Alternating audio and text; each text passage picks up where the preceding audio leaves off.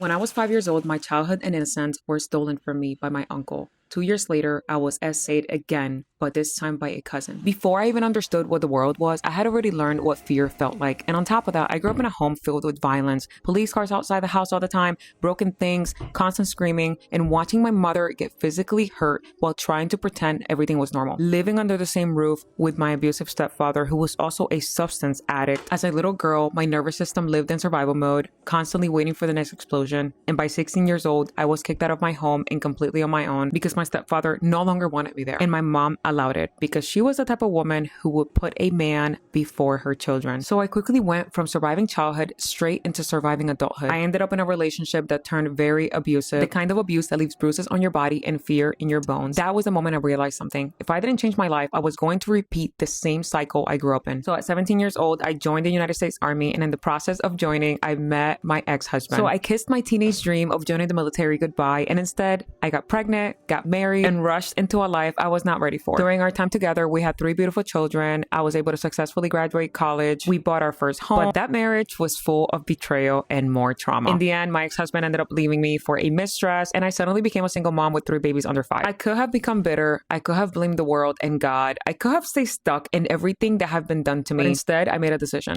My past would never become my identity. So while raising 3 kids and working full-time at my career, I worked and worked until I created stability for my children. And through every dark season, I held on to my faith in God. Today, I'm happily remarried to a man who treats me with the love and respect I never saw growing up. We have worked very hard to be able to reach our dreams financially, and we are 100% debt-free. We're building our dream home, and the life I live today looks nothing like the life I came from. I also became a 6-figure earner, and it's always interesting to me when people look at my life from the outside and say things like, "It must be nice," or "You're so lucky." And no, my friend, I am not lucky. I have never been lucky. I am where I am today, number 1, because of God, and number 2, because I refuse to become a victim of my circumstances. I refuse to let the worst things that happened to me define the rest of my life. I refuse to repeat the cycles that raised me, and I refuse to stay stuck in pain that wasn't even my fault to begin with. Instead, I chose to heal. I chose to grow. I chose to build something better. And if there's one thing my life has taught me is this: your past may explain your story, but it does not get to write your ending.